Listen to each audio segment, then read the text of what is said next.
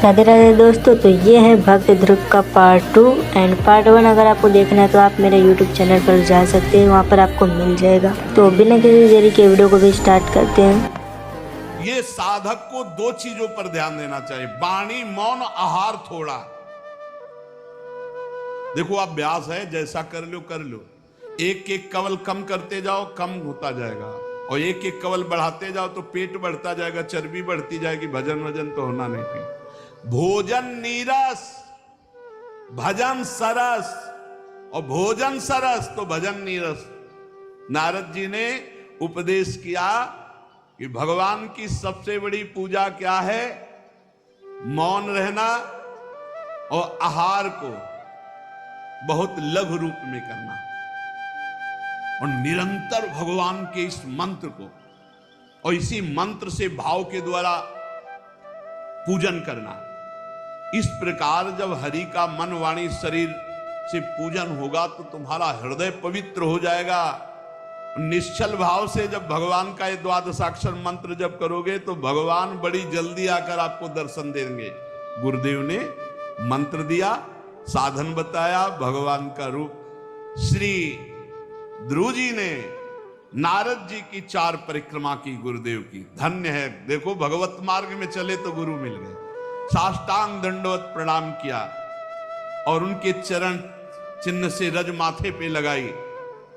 ध्रुव जी के ऐसे गुरुदेव दुलार कर रहे हैं, जाओ बेटा, निश्चित भगवान श्री हरि मिलेंगे। नारद जी को उपदेश पाकर ध्रुव जी ने प्रणाम करके रज लेकर के उनका आशीर्वाद लेकर मथुरापुरी की यात्रा की, मधुबन की।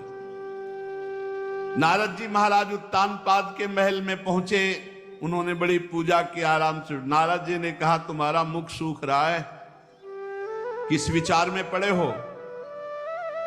क्या कमी आ गई जो तुम्हारा मुख सूख रहा है? महाराज उत्तानपाद। तो राजा ने कहा, महाराज अब मुझे बड़ा पश्चाताप हो रहा, मैं निर्दयी हूं। हाय, 5 वर्ष का नन्हा सा मेरा बच्चा मेरी गोद में बैठना चाह रहा था, मैंने कुछ नहीं बोला और इसने बहुत कटु वचन बोलकर निकाल दिया। हाय हाय, कहीं ऐसा ना हो कि जंगल में कोई भेड़िया खा जाए, कोई राक्षस ऐसा। बालक मेरी गोद में प्रेमवश चढ़ना चाहता था, मैंने बिल्कुल आदर नहीं किया, महाराज मैं बहुत दुखी हूं। नारद जी ने कहा, तुम उसके लिए चिंता मत करो, कोई साधारण बालक नहीं है, उसके रक्षक स्वयं भगवान श्री हरि हैं। कोई भेड़िया और राक्षस उसे देख भी नहीं सकता। तुम उस बालक के प्रभाव को नहीं जानते हो, उस बालक का प्रभाव त्रिभुवन में फैलने वाला है। वो बालक बड़ा समर्थ है, जिसे बड़े बड़े लोकपाल नहीं कर सकते, उस काम को बालक पूरा करके शीघ्र तुम्हारे पास आएगा और तुम्हारा यश बढ़ेगा, क्योंकि तुम उसके पिता हो।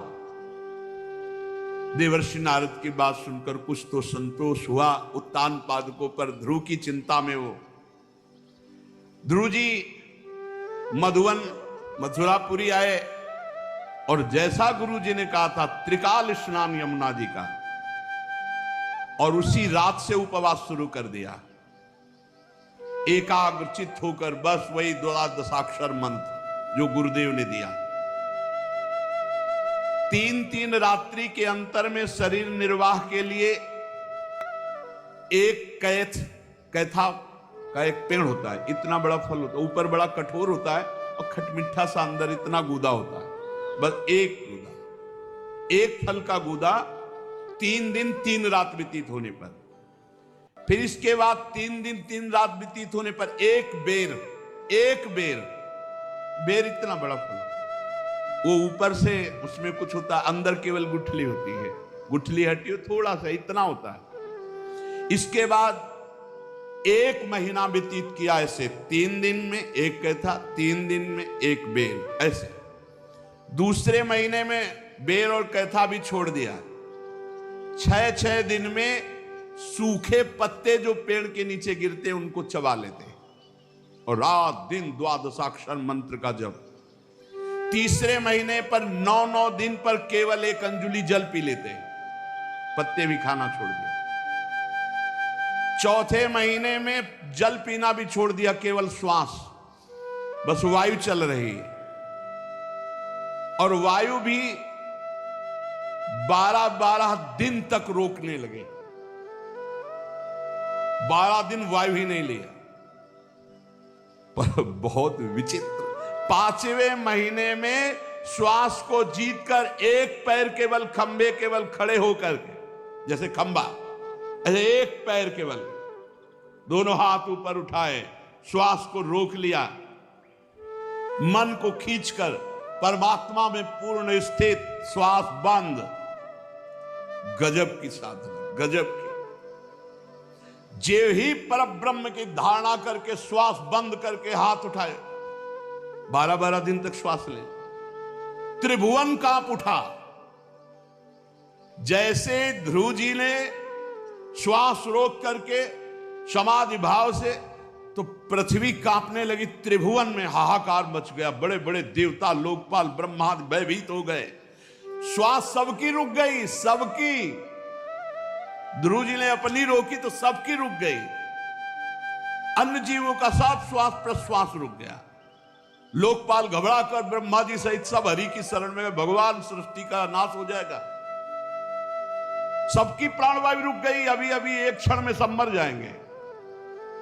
आप दुख से छुड़ाए। भगवान ने कहा डरो मत, ये कोई अनिष्टकारी बात नहीं। उत्तान पाद के पुत्र धोने मुझ विश्वात्मा में चित्त को लगाकर अपनी श्वास रोक ली तो सब विश्व की श्वास रुक गई, क्योंकि भगवान विश्वात्मा है। मैं अभी निवृत्त करता हूं इस तप से। सब देवता लोग अपने अपने लोग को, भगवान तत्काल गरुड़ पर चढ़े और मथुरापुरी आ गए। गरुड़ की जो गति है वो मन से भी बढ़कर है। जैसे मन, आप बंबई गए तो 1 सेकंड के भी कम हिस्से में बंबई पहुंच जाएगा, इससे भी ज्यादा तीव्र गति गरुड़ भगवान की है। वहां पहुंच गए, देखा बिजली की तरह कांति है ध्रुव की, चमकते हुए, अब परम पवित्र, देदीप्यमान। इधर ध्रुव जी जो ध्यान कर रहे थे भगवान का, वो अंतर ध्यान हो गया, घबरा गए। जे भी नेत्र खोला तो जो अंदर ध्यान कर रहे थे बाहर भगवान विराजमान। ओ सामने खड़ा प्रभु को देखकर प्रेम अधीर हो गए। 6वें महीने में भगवत साक्षात्कार।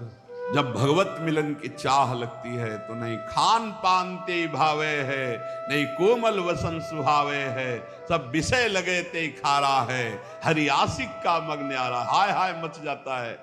और फिर ऐसा अनुभव होने लगता है, आज भगवत साक्षात्कार, आज विश्वनाथ, आज मन अति हरस जनावन ते ही, आज देखी हो परम स्नेही। और भगवान निहाल कर देते हैं। ध्रुव जी ने सामने देखा जो अपने ध्यान का विषय प्रभु थे, वो सामने गरुड़ ध्वज भगवान गरुड़ पर विराजमान है। साष्टांग दंडवत भगवान के सामने ध्रुव जी प्रेम अधीर होकर लौट गए। भगवान कूद पड़े गरुड़ जी से, जैसे मां अपने बालक का ऐसे ध्रुव जी को उठाकर भुजाओं से कस ले, मानो मां बरस रही है, जैसे मुख से चूमना, नेत्रों से करुणा बरसाना, हृदय। ऐसा थोड़ी होता है कि भगवान कोई ध्यान में मिल गए तो हम उतने भगवत साक्षात। भगवान ऐसे मिलते जैसे आप बैठे हो, बस लगन, तीव्रता, चाह, कहो सो कहां जहां प्रभु ना हो, यहीं बैठे देख रहे। बहुत देर तक ध्रुव जी प्रेम मगन, भगवान भी प्रेम मगन।